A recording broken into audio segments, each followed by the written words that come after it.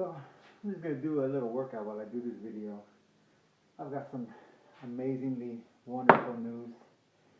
I found the unsubstantiated proof that in fact I qualify as a nuclear terrorist. And it's crazy, it's so empowering. So I developed a plot for a nuclear attack on the United States. My target was going to be downtown Los Angeles. And my intention was, how does a person like me perform a nuclear attack? I ain't got no money, I got no international connections. But luckily, I have basic knowledge of America. And with that basic knowledge comes the known fact that my father died as a result of the first nuclear meltdown ever in history that happened in Box Canyon, which is now one of the most densely populated suburbia with police officers from the entire Los Angeles, Ventura, and possibly even Santa Barbara area. I don't know how far they go for their jobs. But from sheriffs to cops to whatever, agents and all that good stuff. So the beautiful thing is, I go to the library and I pick up the Woodland Hills, some kind of newspaper, Woodland Hills. And this is also to show you how fucking stupid these people are. But how much they deserve it too. So what's going to happen is, my plot was I was going to go get dirt from there because I know it's radioactive. Because after my dad was killed, they said that they were going to clean it up. And they took the top 6 inches of soil off. That was the initial thing in the 1980s when they got caught.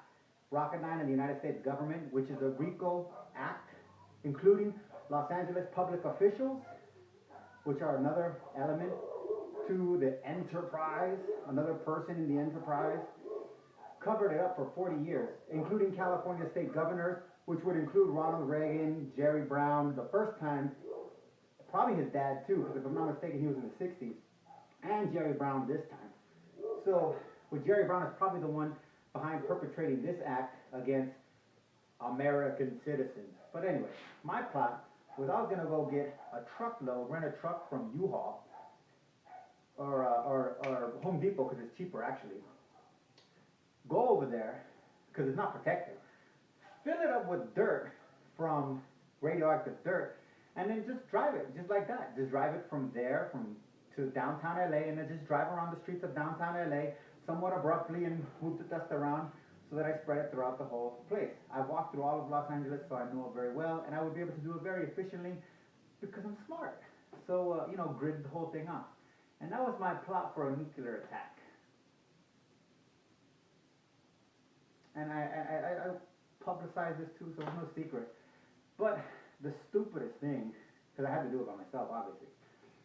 The stupidest element was I got a jaywalking ticket from some dipshit cop who spent 25 minutes explaining to me I was a 30-year veteran and all kinds of stupid shit, but he didn't put the frickin' date on the ticket to appear in court. So I use that as a resource to say I'm not going to court. Later on I get a ticket saying, my license has been suspended because I didn't show up to court. A hilarious turn of events. So I can't even rent the truck. It's been over a year. It's just a fabricated gesture in my mind. A type of revenge for killing my father.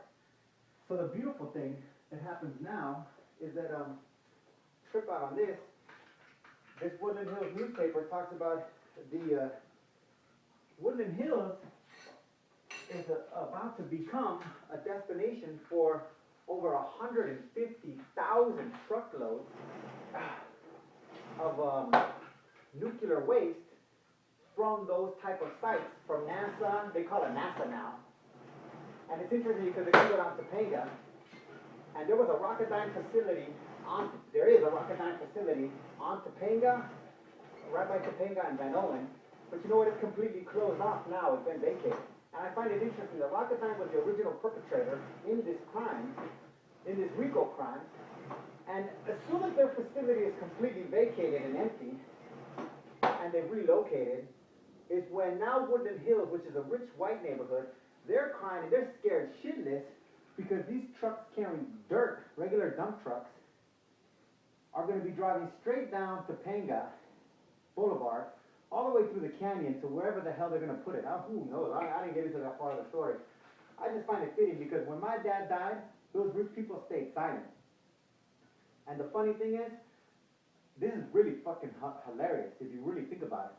Those rich white people, and there's gonna be a lot of Mexicans because Canoga, it's gonna go right through Canoga. But Mexicans really don't count because they don't talk, they don't care. They're raised as immigrants to live in the shadows. Cesar Chavez was an anomaly. Even when you get into the docu-bus and all these people, the show is fake. They're killing Mexicans. And what do? Bus and everything. 90,000 Mexicans have been killed.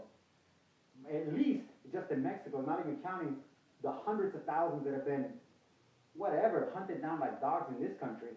And what do? Docu-bus. Oh, so, I mean, I don't even consider them. But the white people that stayed silent when the white trash like my dad died just because they were trailer trash, because it was a trailer park. Yeah. Oh, gee. Sorry. No, yeah. Those people are going to get the brunt of it because they live in their $1 million houses and it's a windy road and hills and everything like that, and that's going to be the most treacherous route for these trucks to go. And windy. This part of the valley gets the Santa Ana. Those are some of the strongest winds that, other than tornadoes, those are at least some of the strongest winds that are seen on the west coast. So that is I don't even know what you want to call it from. And the top on all of that stuff is when I was a member of the SGI USA, and I read a report from their president Ikeda, and he talked about an oath that said by 2015, he promised that nuclear weapons would be illegal. And I was excited about that. I was, boom, I didn't know my dad died from nuclear attack yet. I didn't find out till like 3 years later. But I was all amped up for it, and I was like, oh, that's cool, let's do it.